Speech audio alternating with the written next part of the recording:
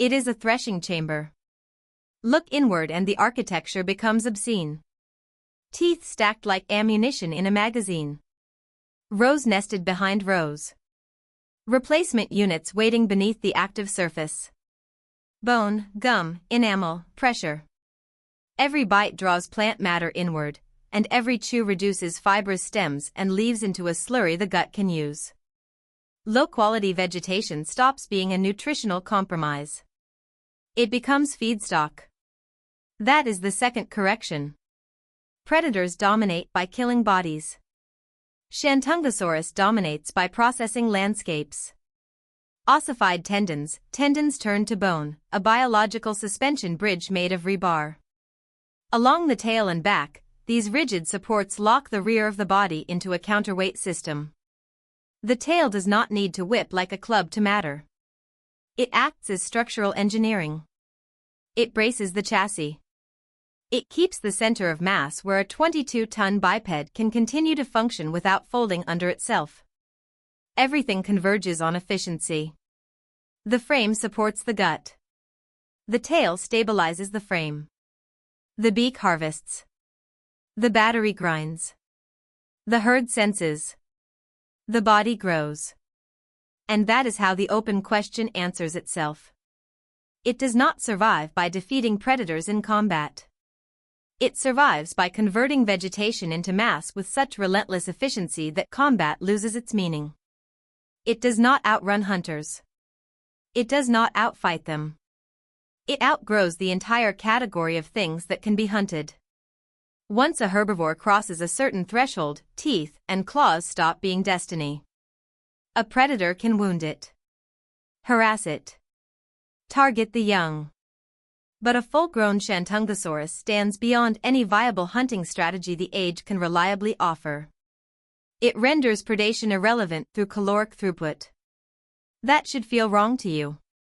Human stories grant supremacy to the killer. Nature often grants it to the processor. Yet even a fortress owes tribute to thermodynamics. The true enemy here is not the tyrannosaur waiting beyond the trees. The true enemy is calories. The resource vacuum. The slow arithmetic of keeping 20 tons alive in a world that must be harvested every day, then harvested again. Imagine standing near the floodplain as one approaches. You do not begin with sight. You begin with pressure. The ground softens. Water trembles in shallow depressions. Mud receives the descending foot and forgets, for an instant, how to remain solid.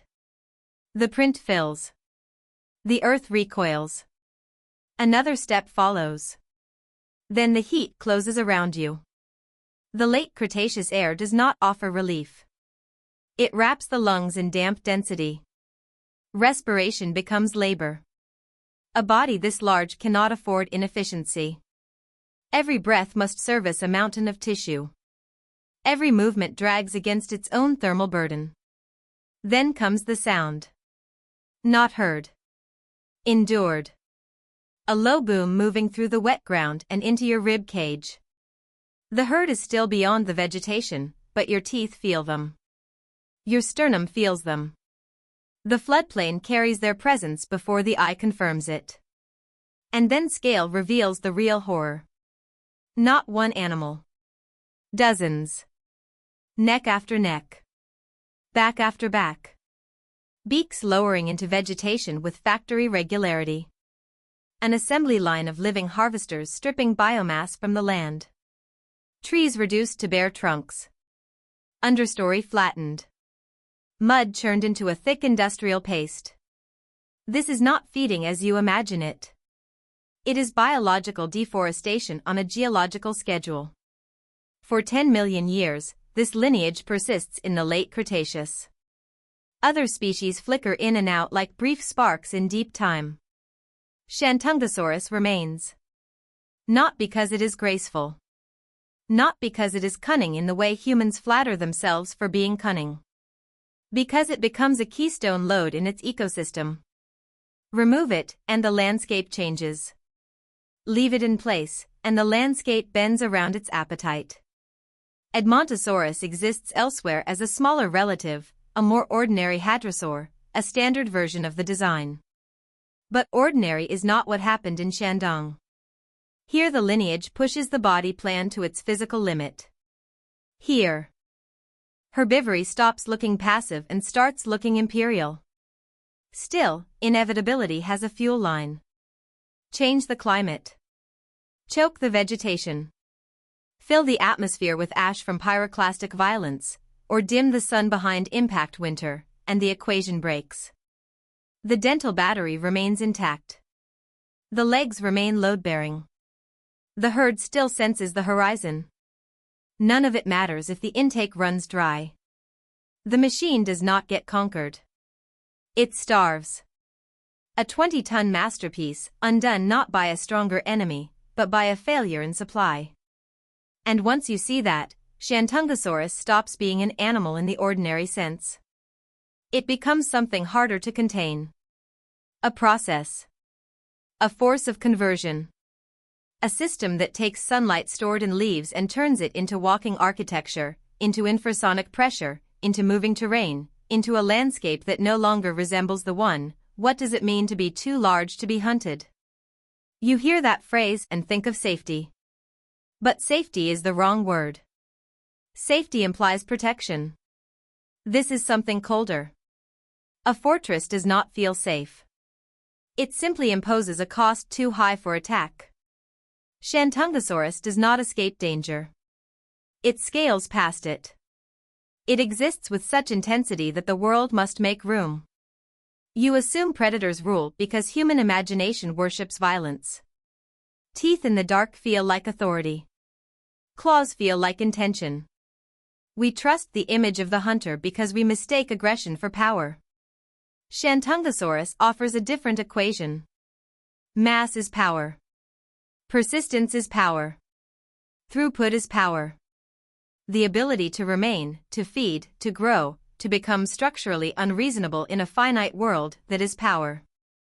At 20 tons, prey becomes a category error. And then the old detail returns. The 1,500 teeth. In the beginning they seem grotesque, a trivia fact, a numerical oddity buried in the jaw of a giant grazer. Then they revealed themselves as machinery. Now they reveal something worse. Those teeth are not only for eating. They are gears. They are the moving edge of a biological industry that grinds the floodplain down and reshapes it through appetite. Forest enters one side of the mechanism. Altered world leaves the other. Life does not always refine itself into intelligence that builds cities. Sometimes it refines itself into a mouth so efficient that an ecosystem reorganizes around chewing. That should disturb your sense of importance. We speak of mastery as if thought grants exemption from the old rules. We build stories in which the clever creature rises above the crude work of matter. But Shantungasaurus reaches supremacy through bulk, mechanics, replacement parts, and endless consumption. No speech. No tools. No monuments. Only a body tuned so perfectly to its environment that it becomes the environment's dominant industrial process. Then it disappears. The floodplains close over. Sediment settles. Flesh rots. Time strips the machine down to frame and stone. In Shandong, the teeth remain stacked in fossil silence, still arranged in their columns, still waiting in the posture of function long after function ends. If nature can build a 20-ton masterpiece of survival and still let it vanish into the dust of Shandong, what hope does our fragile, soft-bodied intelligence actually have?